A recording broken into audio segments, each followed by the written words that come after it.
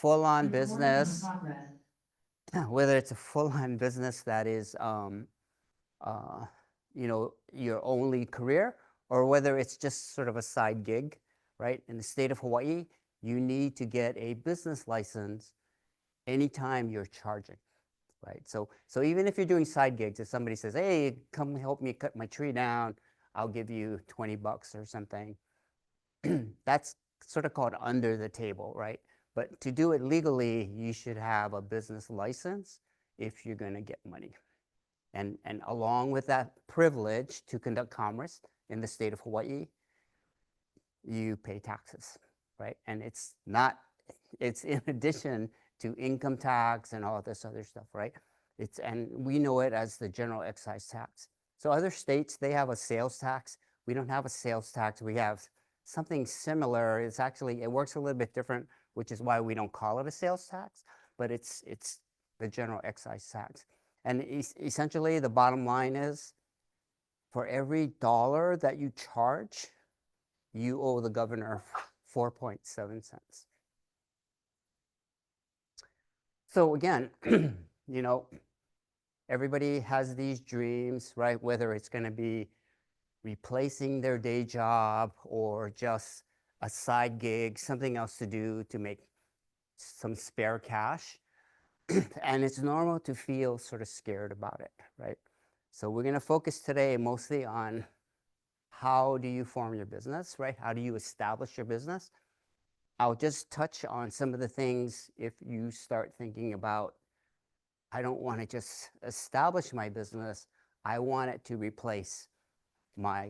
I want it to be my career, right? And those are two very different things. So today the topic is, how do I legally be in business? So the first thing to know is that if you're going to be in business, even if it's just a side job, and you want it to be sustainable, you really need to look within yourself and say, am I the right to be an entrepreneur, right? And the reason for that is because there's many aspects to being a successful entrepreneur. So you can be an entrepreneur, and if you look in the dictionary, entrepreneur is actually just defined as somebody who's willing to take on enterprises and either doesn't see or doesn't care about the risk, right? And so what that means is that there are a lot of people that start up, and they're really good. And sometimes you see that there are serial entrepreneurs, right?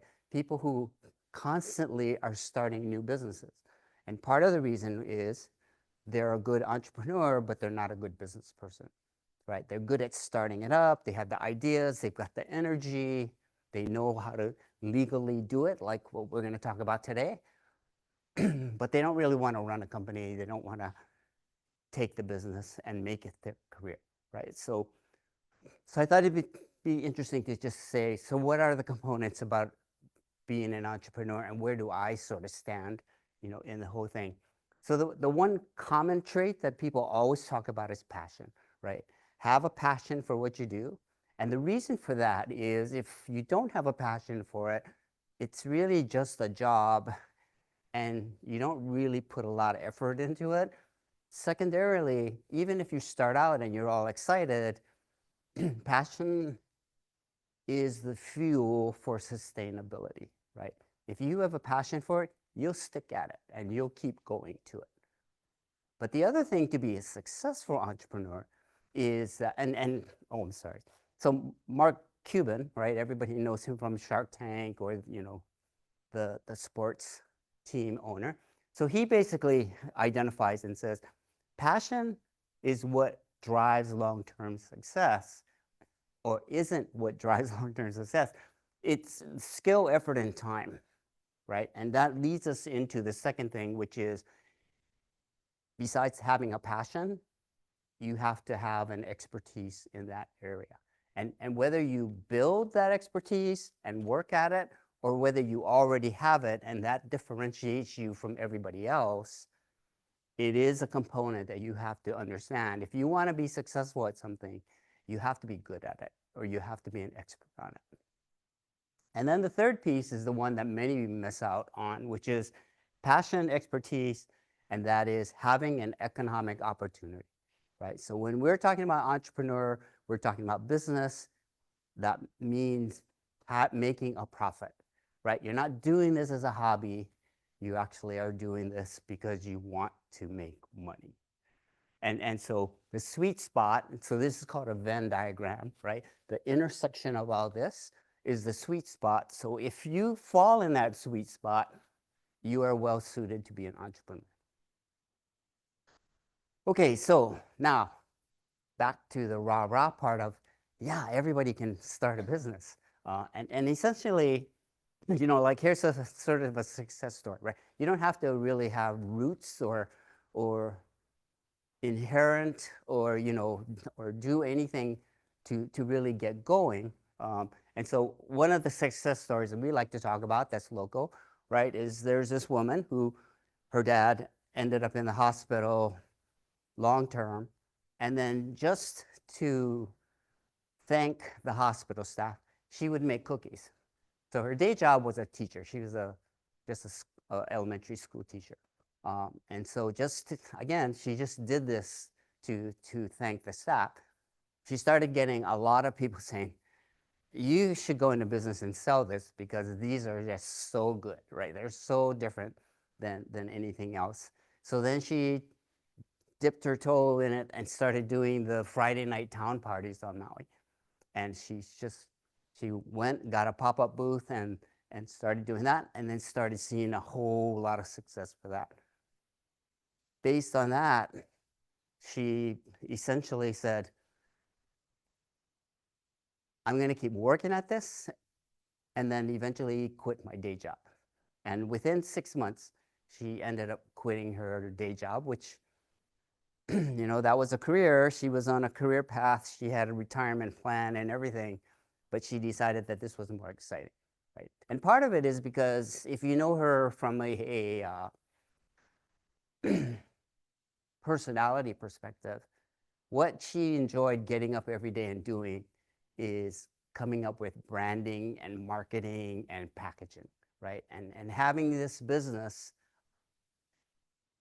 afforded her to do all that things. Interestingly, it takes more than that to run a business. So she also was smart enough, thanks to her business advisors, to start hiring staff to do all the other pieces, right? And ironically, it's a cookie company, but she doesn't like doing the baking. So smartly, she knew the recipes, she knew what the finished product should look like, and then so she was able to hire bakers. And so she got that taken care of, which again allowed her to get into marketing, which is what she loves. And her packaging is beautiful. Even the cases that she puts the other packages in are beautiful. And interestingly, she also got into, she defined a certain target audience, which was the omiyage market, which is for the Japanese culture, people who come here and visit, they bring gifts home. And the interesting thing about that practice is that they feel that the quality of that gift is a representation of what they think of the person that they're giving the gift to. So they don't just buy t-shirts and trinkets and things like that. It's like the most high-end things they can do. And so she looked at that and she said, I can design a high-end box, right? So she did a beautiful black box with gold imprinting, foil imprinting and everything, and then put an assortment of her cookies in there and sold it for basically 4 times the price of what you could buy it in the normal store. Because the packaging represented, again, what people were looking for in that omiyage market. So again, all of these things, she wasn't born a great business person, but she had this passion and she started, once she got into it, she really enjoyed it. And it just, again, goes to show that it can evolve into a career, right? And then the easiest way to start, right, is look at figuring out what your minimum viable product is, right? So for her, there were these two particular cookies that were the mainstay that she always sold out on them. And so she didn't have to worry about having a giant line, at least in the beginning. She just focused on these two cookies that were a big deal.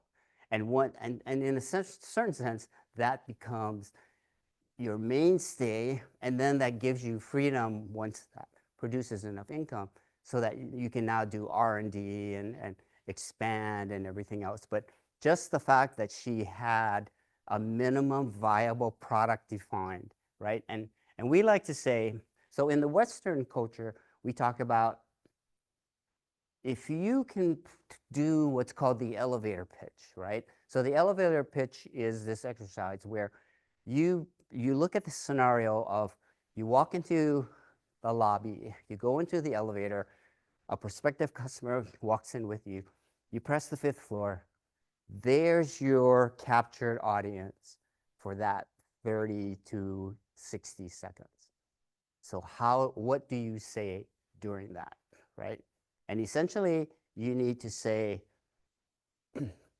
quick introduction, who you are, it's like no more than 5-10 seconds. And then you need to get into what is it that you offer, especially in terms of I think the common intuitive thing is you want to say, I do this, I have this feature. But really, if you're trying to sell, it's benefit to that person, right? And so what's the benefit of what you do? And then why you and not the alternative, which is not only competitors, but it may also be maybe not do anything at all, right? So just those two messages in 30 seconds. And it's really good for you to go through that exercise because it turns out that becomes a huge marketing thing. Everything from you go to the bank and somebody's, to apply for a loan and they will say, oh, what do you do for your business, right? And they don't want to hear this long giant story. And the same thing, you're standing in there in the, supermarket in the queue, and somebody turns around and just for conversation, they're saying, so what is it that you do, right? And they don't really want to hear a 2-minute story, right? So if you can practice and have at the tip of your tongue exactly and concisely what you do, that is your biggest marketing tool that you can have. So we turn around and say, if you haven't started your business yet, think about that. And just to add a local flavor to it, we call it the shaka test, right? Can you explain your business clearly while throwing the shaka, right? How long can you hold that shaka? And so again, the key here is you are selling, right? You have 30 seconds and you want to describe what you do in terms of benefit to the customer, right? And the more technical a company is, the more they violate this because we use the latest AI, we do this or whatever, but from a sales perspective, the customer's like, so, they don't care, right? But if you can say, we use AI, which means we get you results like immediately. We don't go away and have to do a study and all this other stuff, right? So it's all about benefit. And then the kicker is, in marketing, it's called differentiation, but it's answering that question for the customer, why you and not the alternative. So if you get at least that far, you're, in a sense, ready to establish a business. Okay. And you're not alone, right? So I thought that this is very interesting that in 2024, in the state of Hawaii, there were over 19,000 new applications with the DCCA. That comes out to 1,500, almost 1,600 applications a month. And that's just the state of Hawaii. right? And then it turns out that this trend is a nationwide trend, and that in 2024, there was a record-breaking 5.5 million small businesses registered in 2024. And in 2025, when we extend that number and you check with the DCCA, that slope is still continuing. We're still seeing between 16 to 1,700 new business applications every month in our state. That said, here's another statistic though, which is first year survival rate, right? 20% of the businesses don't make it to the first year, right? That's 1 in 5. 1 in 5 companies that register already shut down before the first year. You go out to year 5, and that number becomes half. By year 5, half the people don't make it to year 5. And then if you go out to year 10, 65.5% fail. Right? Can you tell us they're failing when you don't have to take your GE tax license off? Because you don't pay. Right? So that is. Or they have a business and they're not paying. Right, right. And so when you, like if you go and do your income tax, right? So there's GE tax, there's income tax. So when you look at those numbers and the number is 0 and it's more than a year, right? Then you pretty much know that they're out of business. I know it's for a fact because I know a lot of people would take Venmo and they're not paying taxes. Just saying. Out here I'm not. No, yeah, I understand that. They take Venmo, they're operating illegally. Yeah, that's the problem, not. Right? And so it's not that they're failing, it's that they're not paying their taxes. So there are definitely people doing that, but I don't think it's like 1,500 a month.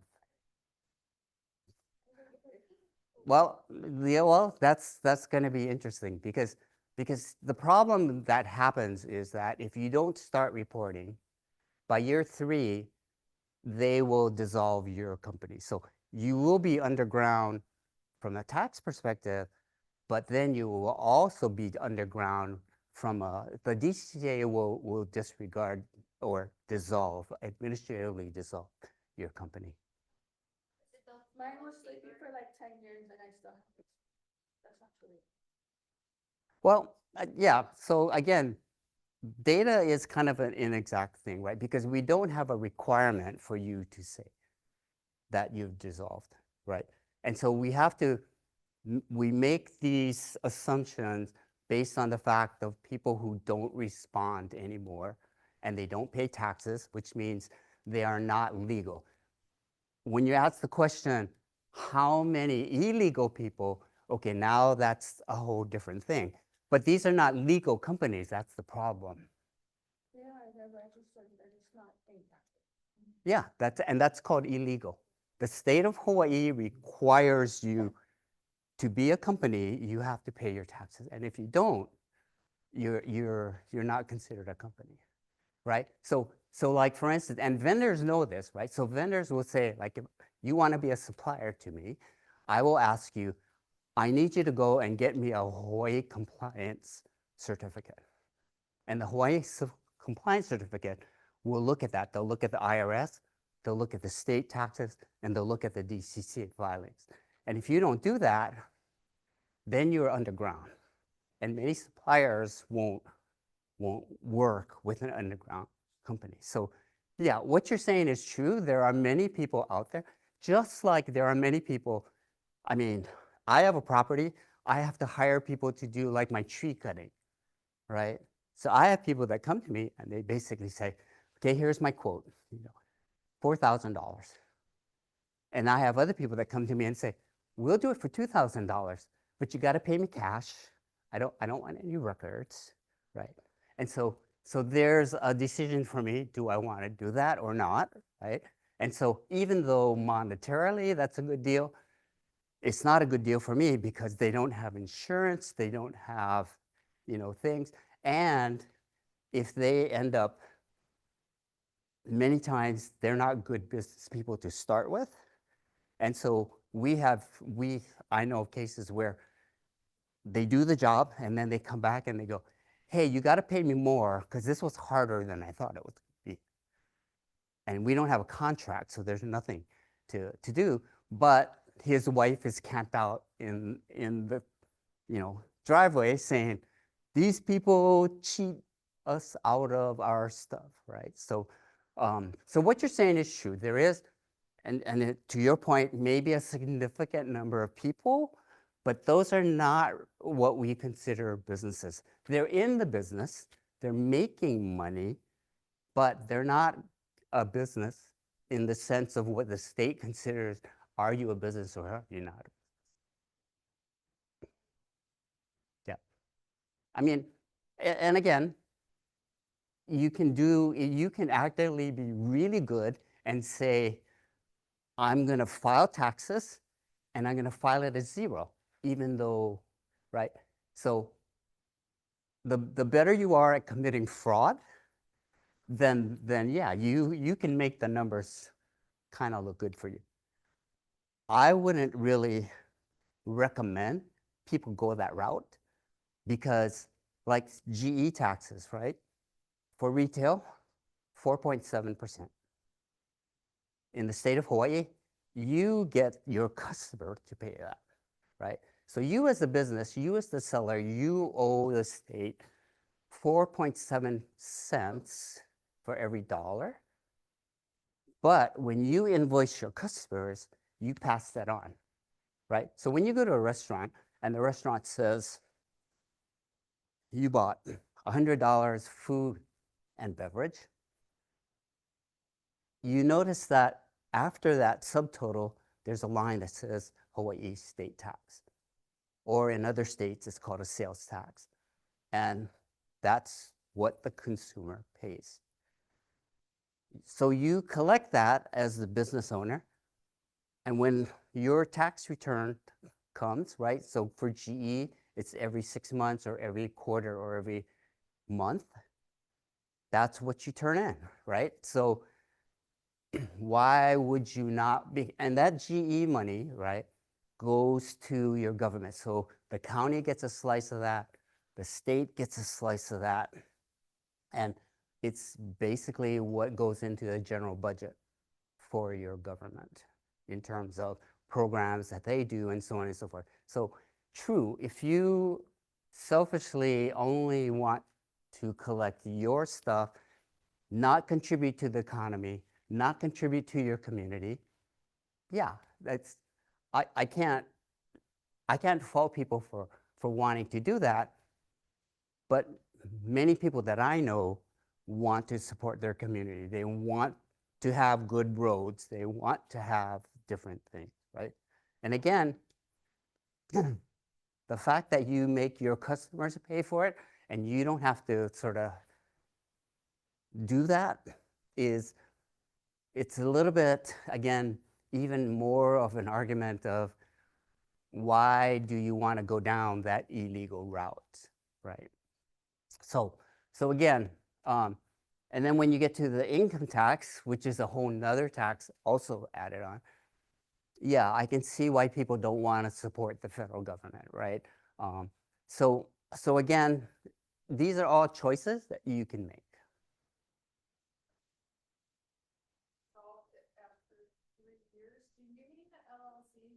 Because years ago I had an idea for something, I got the LLC or whatever. Mhm. And then I thought about doing it again recently, and then someone said, oh, if you want to sell this here, you have to get one. So I called the tax department, and one of the LLCs wasn't good, but I guess I had an idea years later, and one is. Is that what you mean dissolves if it doesn't work that you reapply for, or is something? Right. So to be in business, good question, right? So to be in business, you really need to get that general excise tax certificate, right? You need that business license to conduct business. The GE licenses are uniquely tagged to a legal entity, whether that legal entity is a sole proprietor who's just a person that's going to, be cutting wood, or whether it's an LLC. Okay.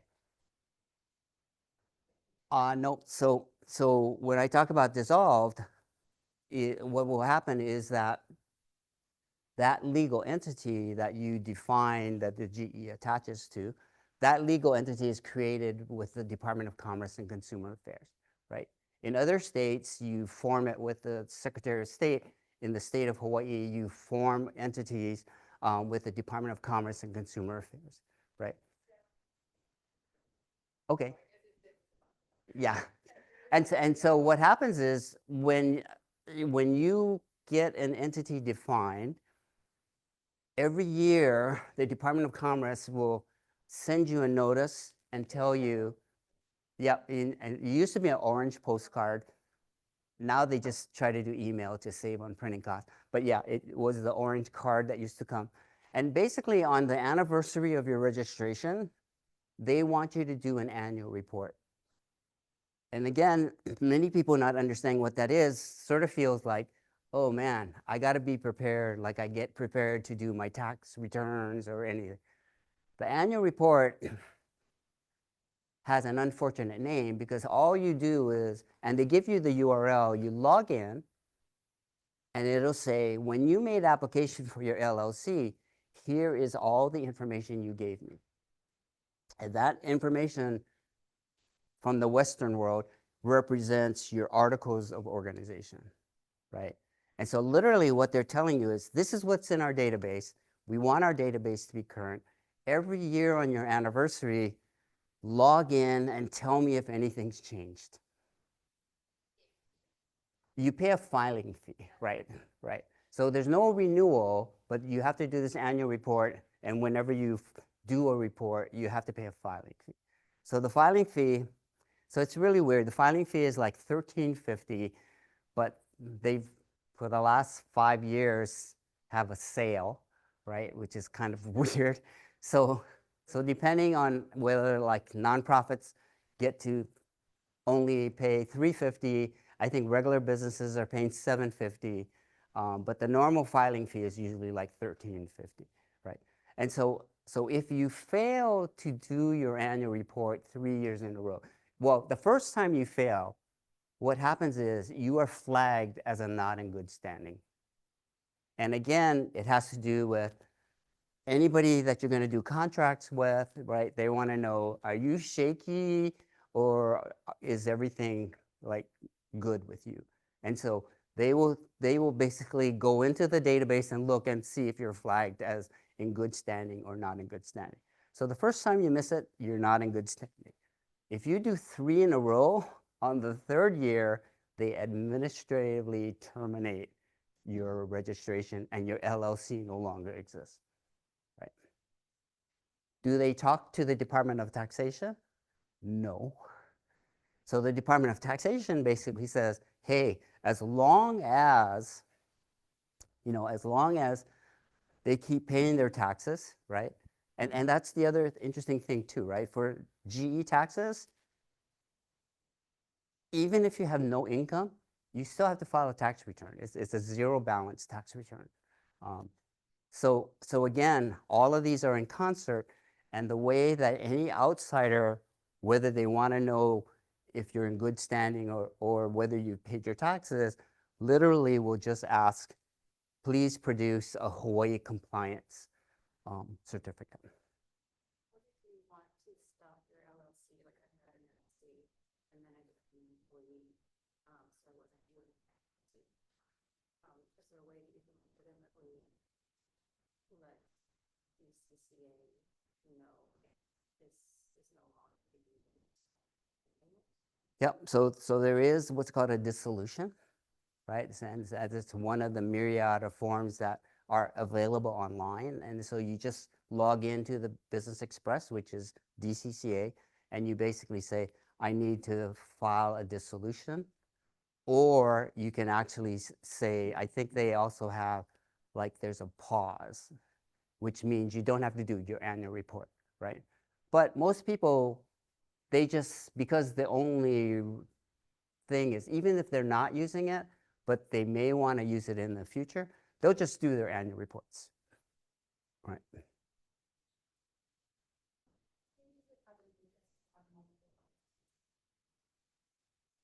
I didn't quite hear it. What's the question? You want to have multiple LLCs when there is a reason for you to have multiple owners. Like you're thinking you're going to sell this off, right?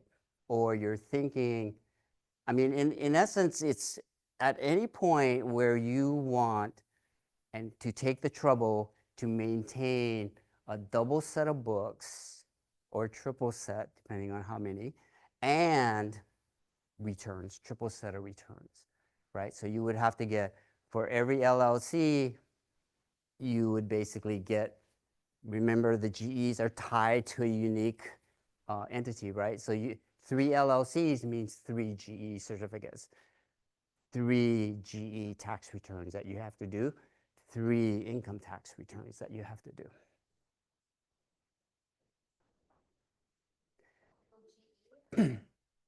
You can't have multiple GEs under one LLC, but here's the thing.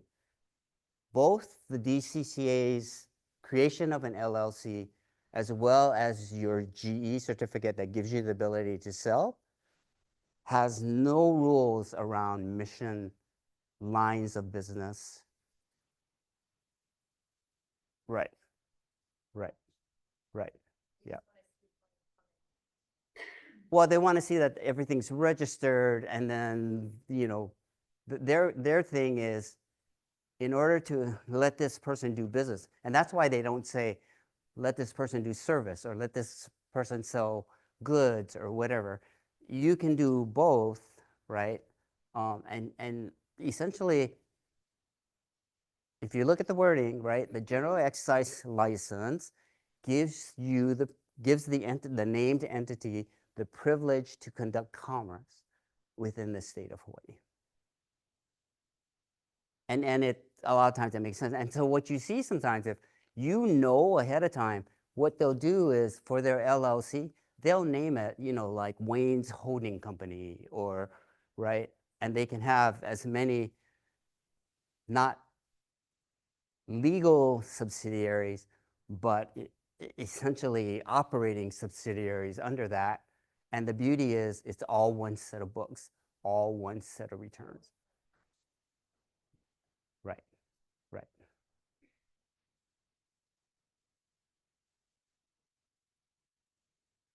So business planning is really important, right? Because not so much for the start, but you can start without a plan. But if you want to be sustainable, you should do a business plan, right? And then source of financing, I'll skip over that for right now and get to basically this, which is choose your form of organization, right? Like, what's the difference between a sole proprietor and a partnership and LLC and a corporation? And the first thing to know, and one of the major things about choosing, is when you break this and put a line between this matrix, everything on the left has no separation of liability and you personally. So what that means is if your company does something bad, there's a judgment against the company. If the company doesn't have the resources to make good on the fines or whatever the penalty is, you personally are on the hook. And that includes everybody in your sphere. So sometimes, you know, if you have joint title with a life partner, if you have, you know, your car, even your day job wages is now at risk. And that's the ramification of not separating liability. Everything on this side, which is the LLC and the corporations, those, when you register with the DCCA, create an actual, real, separate entity, right? It's not just for business purposes. In all legal issues, it's a separate entity than you as the owners. So that's usually the first thing. And then the second thing that people are concerned about is taxes, right? How does choosing this affect your taxes? So It kind of boils down to the fact that from a GE perspective, there's no tax break. When you look at income tax, however, again, everything on this side, you will pay taxes using the IRS personal tax rates. And the personal tax rates start at 8%. So if you're starting out small, that's great. 8% jumps to 11 and then jumps to 22.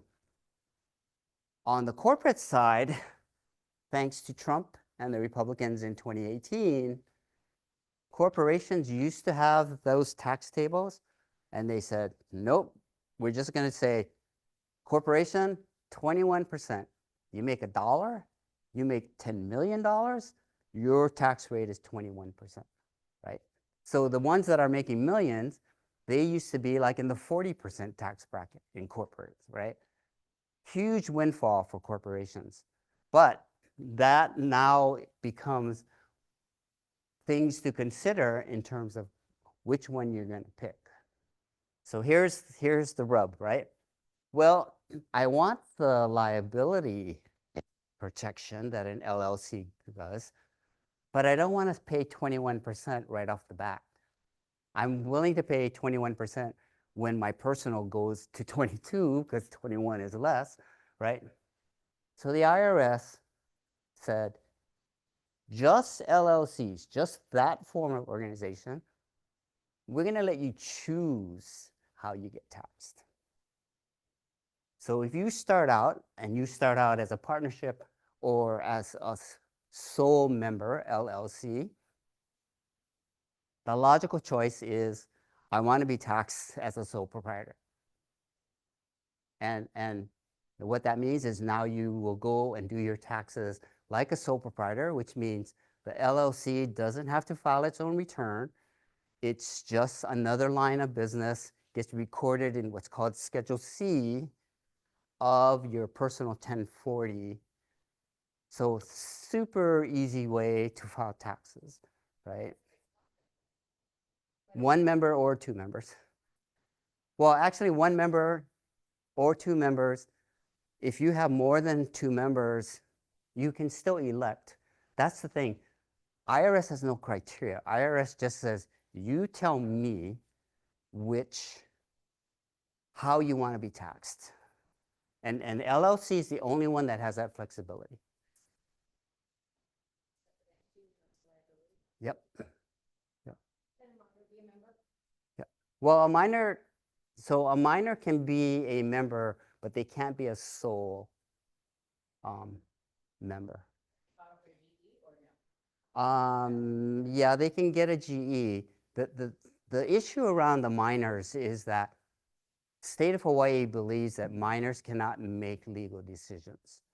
So normally what you see is an LLC where the parent and the child are co-members of the LLC. Yeah. One more question about the different business. There's also the name often of the operation that you're doing is in the name. So right. In my case, I started an LLC and served instructor. Now I'm also doing the healing. Right. Business that I haven't right. licensed yet, but you said that you can combine them both as long as you. Right. So what's interesting about the state of Hawaii, and many other states allow this as well, is we have what's called a trade name that can be owned by an entity, whether you're an individual or whether you are an LLC. So basically, I'm Wayne's Lawn Mowing Service, and that's my LLC. And I decide, man, I'm going to start selling shave ice because I run across all these people.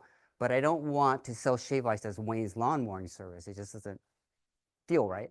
So I would just go to the DCCA, go to Wayne's Lawn Mowing Service LLC, and register a trade name, right? And on the street, they call them DBAs, doing business as.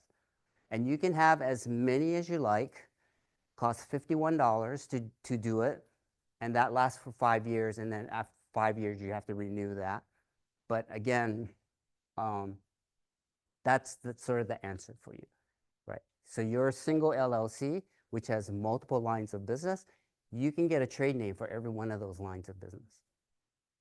And it works with your bank too. So with your bank, you open it up for the LLC, and then you just start telling the bank all the DBAs that you have to go along with it. So any check that has those names on it will go into that one account.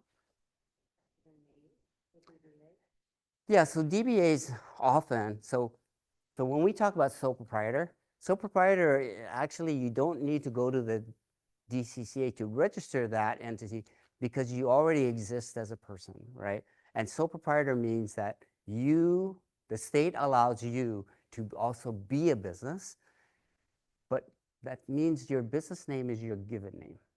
And so many sole proprietors don't want to vend under their given name, so they will register a DBA, or what in our state we call it a trade name. We're okay with it being your given name, then would you still maintain your separate entity status, or is that confusing? So that's the thing. Sole proprietors do not have separate entity status. Right. Service, but everybody knows me by my name because of my dog. In terms of depositing checks and whatnot. Could I register my name as a DBA, Sure. but then still maintain as a separate entity? Yep. Because if you sign a contract, that's the one place where you need to sort of reveal all of that, right? So in contracts, you would just say such and such LLC doing business as, and then the trade name. But from a branding, signs, brand, different things, you don't need to put all of that. You just use the trade name.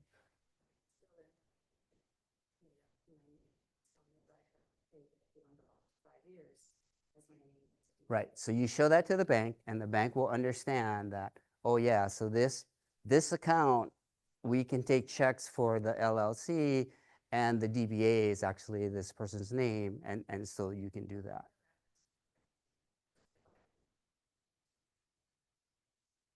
Correct.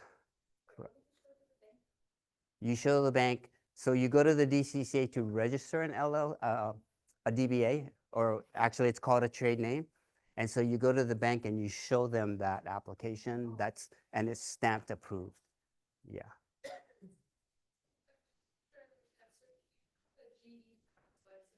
you're the sole proprietor, you do not need to register with the DCCA, or you do? Correct. You don't have to, because your entity is already defined in just the fact that you are a person. But if I want to have a name for the service that I provide as the person, then that name isn't a viable business unless I register with it with Nope. the DCCA? Nope. So you don't have to be, any entity, including people who didn't register because you already exist as a person, can get DBAs, can get trade names. And in fact, for sole proprietors, right, you tell them you don't have to register in the DCCA. However, many of them end up there because they don't want to vend under their name. So they go in there and they basically say, I'm an individual and here's my name, my legal given name, and I want to apply for this trade name.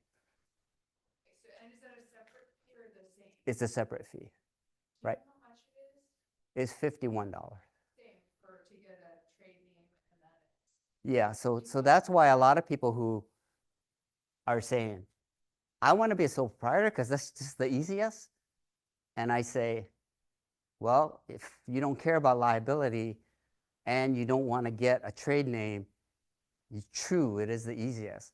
If you want a trade name, why not register as an LLC? Because you get a name with an LLC and it costs $51. versus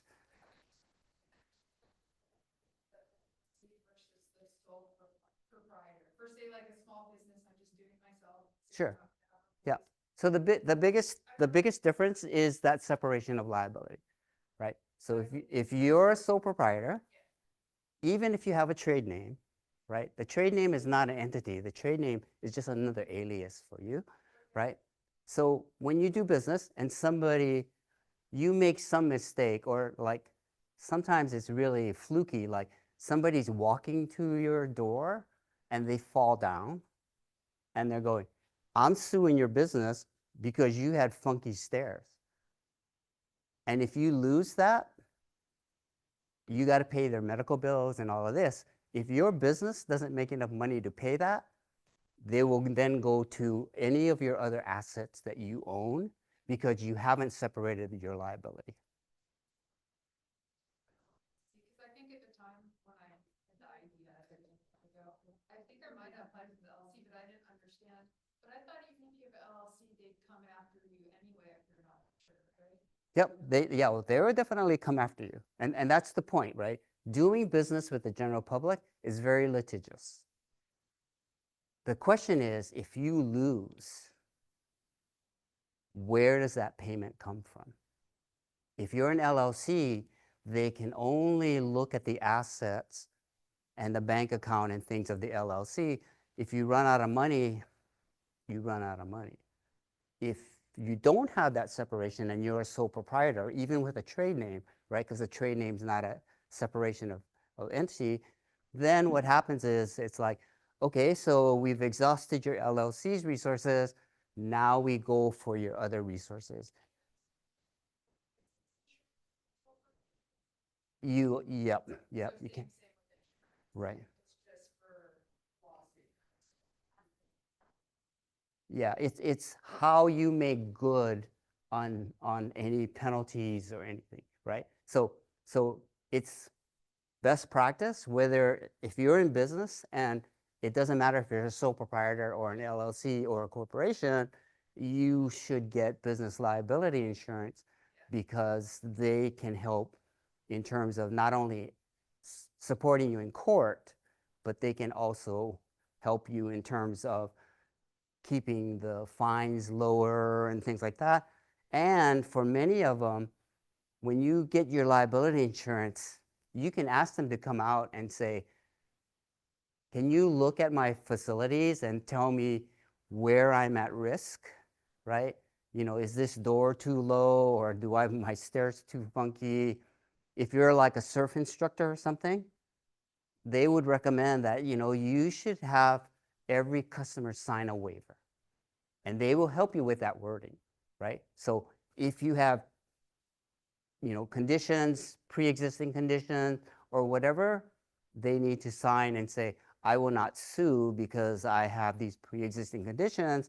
Also, they admit that, you know what, if I get hurt, I understand that this is a dangerous endeavor, and so I won't sue you again.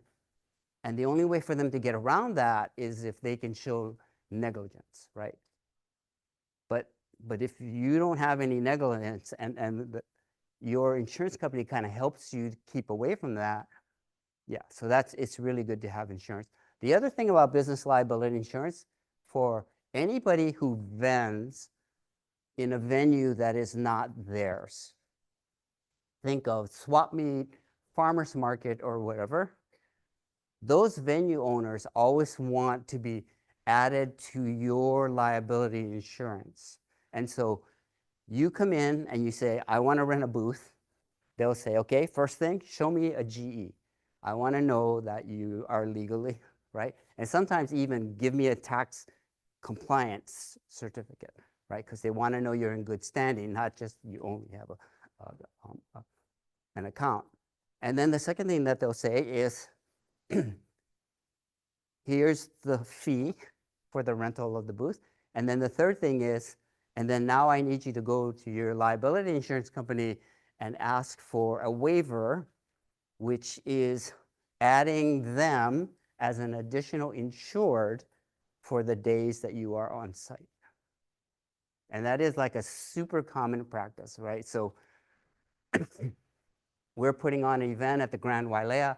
Grand Wailea says, yeah, you're paying us and everything, but we still need a waiver of insurance. I have clients who are like musicians. They get booked at the MAC, and the MAC says, one of the conditions is that you have to give me a waiver for additional insured. You know, someone,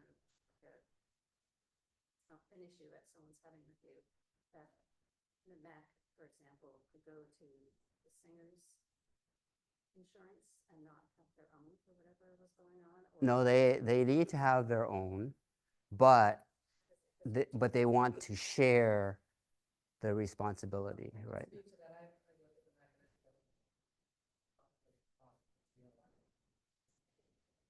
or it just sort of splits the liability between the performer and the institution, for example? Yeah, yeah.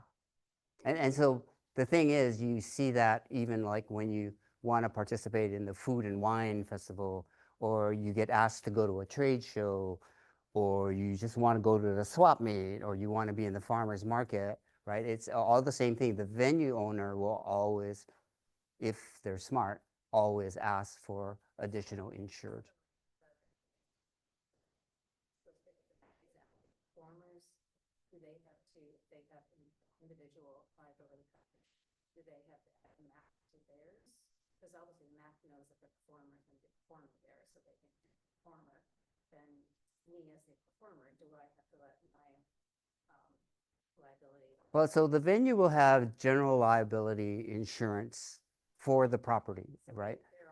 Right. And so what they ask is if anybody coming onto their property that's making money off of them or whatever, right? If you're coming on the property, we need you as a condition of you being able to participate to add us as an additional insured on your policy, right? And that's what it is. It's called a COI, Certificate of Insurance, but it's basically a waiver that basically says, for the days that I'm on property, I will add the MAC onto as a beneficiary on my policy just for those days.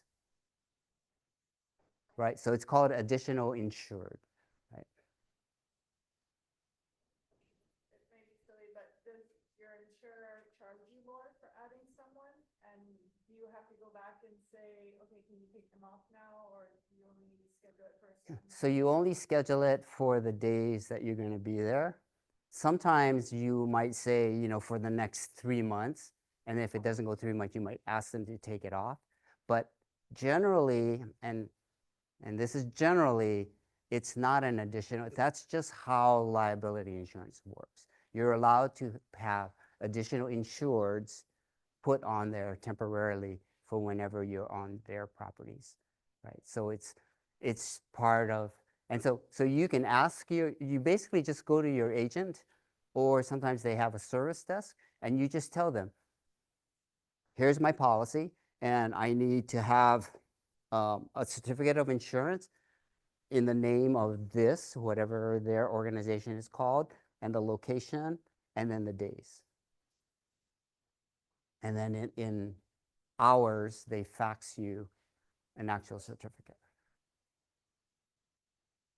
Okay.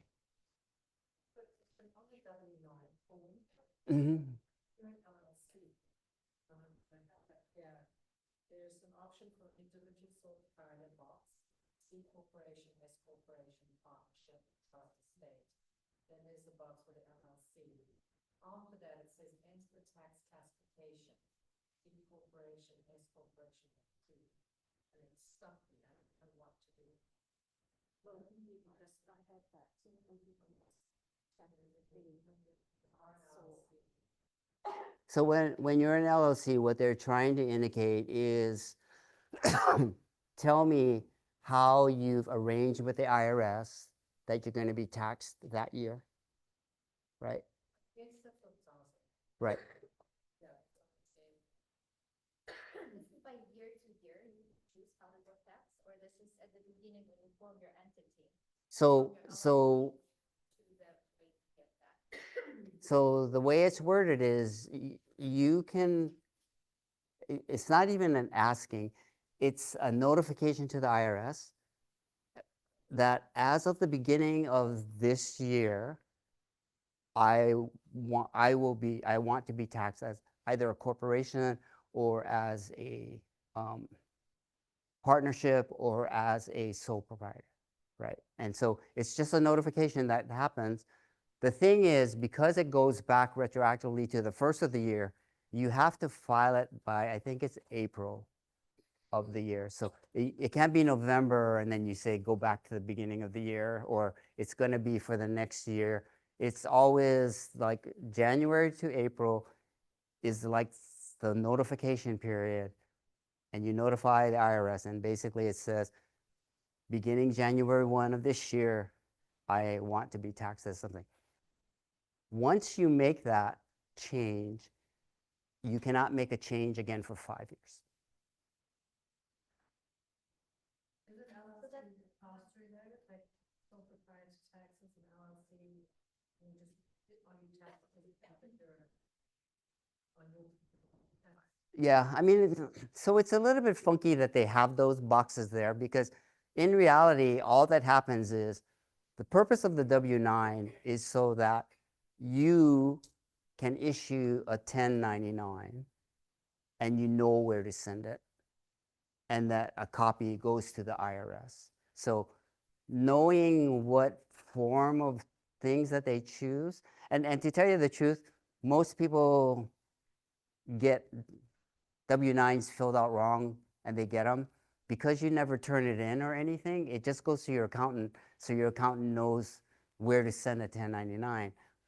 Nobody really looks at that stuff, right?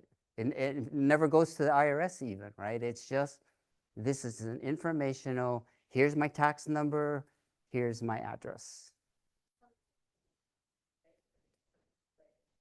Yeah, so for instance, I'm in an organization and a vendor comes to me and says, hey, I'm gonna do web services for you. And then when they submit an invoice, I, as the person that's gonna pay, I look and I go, so my requirement is that anybody that pays me more than $600 in a calendar year, I have to send them a 1099, right? It has nothing to do with the customer. It has to do with the IRS wanting to know where the money is going, right? And so the fact that me, as a company, required to send 1099s out to anybody that we pay, more than $600 in a year, right? Because I have that requirement. That's why I will ask you, oh, great, you gave me an invoice. The invoice has been okayed, but we've never paid you before, and it looks like you'll go over 600 in a year. I need a 1090, I need a W-9. Well, so as an organization, and this happens all the time because it's a nonprofit, I get bills. They don't give me a 1090, a W-9. I won't pay it because I'm going to get dinged when I try to do my taxes, right? And so, yeah, do you have to pay it? I don't know if there's a law that says you have to pay it, but people won't pay you if you don't submit a W-9. And it even goes to, so like when the county is giving out grants, right? And it's over $600, they want a W-9 because they have to send you a 1099 because it will be income and everything that you have to claim. So yeah, I've never seen anywhere where it's a law, but it's, Have a credit side cleaning business and people work. But I have some accounts for, well, I know the owners, they are CPAs or whatever, so they issue me 1099. But I have other owners that don't, we just like, I'm just providing them a service without any. sure. Or they'll basically say, we didn't get your information and we won't send you a 1099 because we didn't think you were going to go over $600 in a year, right? So yeah, it's a little bit loosey-goosey, right? Right, but any organization that wants to make sure that their tax returns are correct and they're following all the rules, yeah, they will always request a 1099 the first time they deal with somebody that they think may have to get a 1099, right? Okay. So answering the questions is probably better than what we're doing. But this was kind of the main thing I wanted to talk about anyway, right? The only other thing is you know, if you wanted to say like, what's the steps, right? Because there's a question about when do you go to DCCA and not. This is basically it, right? You pick your name and your structure, which is what we just talked about. You register with the DCCA unless you're a sole proprietor, right? Because you already exist. And then you can get a federal ID number with the IRS, and then you get your GE license. And getting the GE license is where you want to be, because that essentially, if you want to say it, is being in business. You can now charge legally, right? But the first two fields in the application for GE license, what's your entity and what's your tax number? Which is why these two become precursors for what we ultimately want to get. So that's it. I mean, you know. Like a single member LLC, or I think an EIN. So EIN is essentially, if you create a new entity like an LLC, right? It doesn't have a social security number, but it's a legal entity. So in order to work with the IRS, you need to have an EIN, right? If you read the regs, there's no regulation that says if you do this, you have to get an EIN, right? And like if you're a sole proprietor, you definitely don't need an EIN because you have a social security number, right? So the EIN is it's very common in business because essentially most people in business have a separate entity, and that entity needs somewhere for the IRS to be able to identify you. And the beauty of it is it's online, the application doesn't cost anything. And when you enter it in and you put in all the information and you hit submit, it's like, here it is, congratulations, here's your EIN. You don't wait 2 weeks or something to be processed or whatever. The other weird thing is it's just based on the name you give it. And so, hint, make sure that the name that you register in the DCCA is to the letter and space and punctuation exactly what you put in for your EIN, because they interact with each other when like you apply for a loan or you get benefits or anything like that. And if they're not exactly the same, it'll come back and say you don't have an account. There's a mismatch. Sole proprietorship first, and there was some issue that came up, I don't remember now, I actually talked to you about it, like Yeah. a year ago or something, but Yeah. I'm not sure what the issue was, but that was what I was curious of. Yeah. If it was because I was a sole proprietor first, and it just kept my social. So if you want to start a business and you're not yet concerned about the business having any longevity, literally this is the 4 things you have to do, and you legally are in business, right? So that's basically what this whole thing is about. Thank you.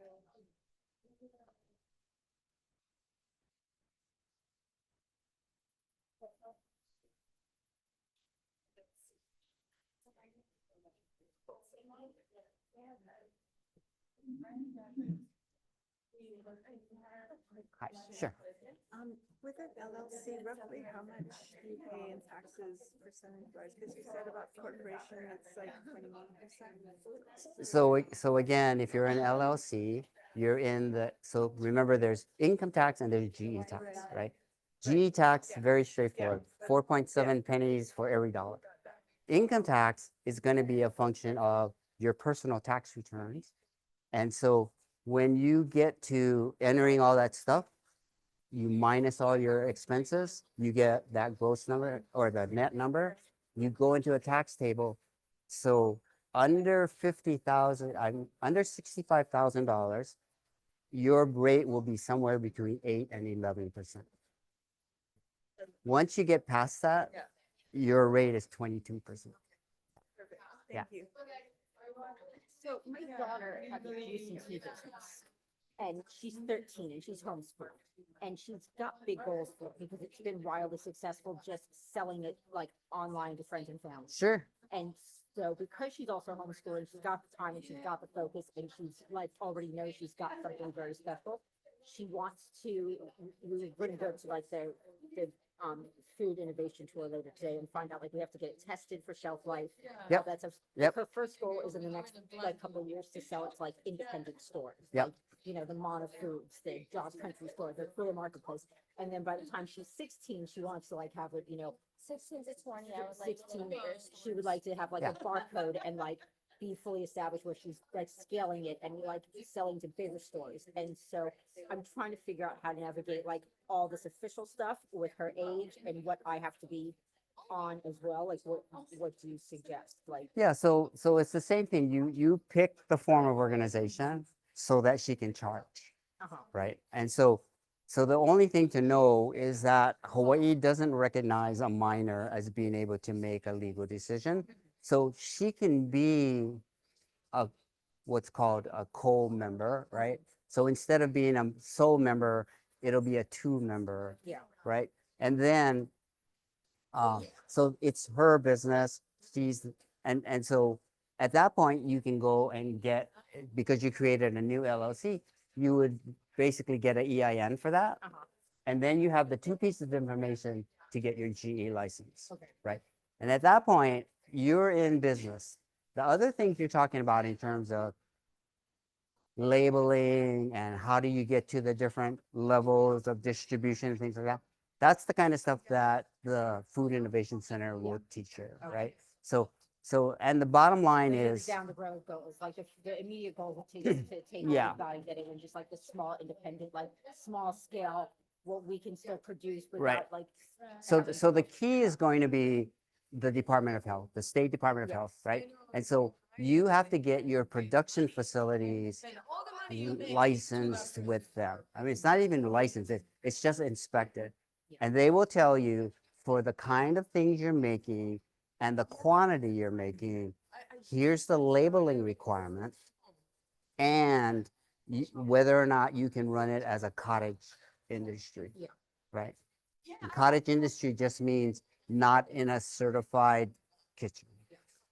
Right. Certified kitchen, we can talk to them here, and I also work in a restaurant that said I can.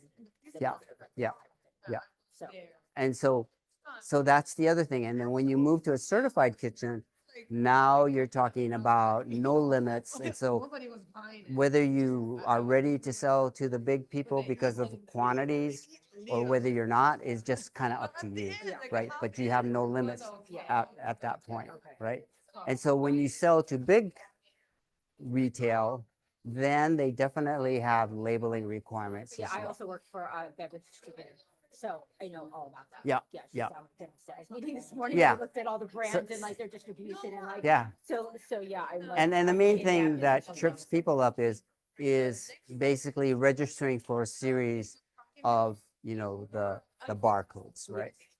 And that's easy to do. It's just that getting small quantities is kind of expensive. Yeah, no, that's You're welcome. why that's the goal, Thanks. like, several years down the road, but for now, it's getting it just the requirements needed to get it into the small businesses and be like, making sure no one's getting sick, like making sure that like, we have like, Yeah. requirements that like, and just dealing with our small Maui businesses, because small Maui businesses love to support someone young, someone doing their own thing, like, there's a great market for things that are more natural, less ingredients, like all those things that she's actually doing. We've already proven with what she has sold, just like, by telling friends and family and social media, like, hey, I'm making a batch, who wants to buy any? And like the list of like So like, of orders that have to Right. be taken just for that, like we're aware of